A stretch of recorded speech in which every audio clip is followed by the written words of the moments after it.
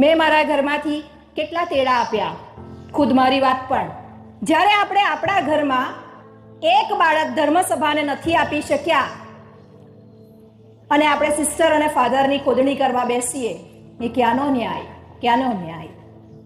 જાતને પ્રશ્ન પૂછવાની જરૂર છે કે જો હું આટલી સરળતાથી સંન્યાસ જીવન વિશેની ભૂલો કાઢી શકું છું તો મારા 4-5 બાળકો અમારા ફેમિલીમાંથી કેમ ફાધર સિસ્ટર ન બન્યા? બધા જ ફાધર સિસ્ટરની વાત કરું છું, અહીંયા બેઠા એટલા જ નહીં, બધાની. સંન્યાસ જીવન બહુ અઘરું છે ને હૂંફ અને ટેકા રૂપ આપણા ખભા કુટુંબમાં મળે છે, એમને વગર ટેકાએ કામ કરવાનું છે. આપણે તો માત્ર આપણા ઘેર આવે ત્યારે આવો ને સિસ્ટર, આવો ને ફાધર, ચા પીને જાઓ ને, ક્યારેક બહુ ખુશ જમાડી દઈએ એટલે આપણું કામ પૂરું નથી થતું.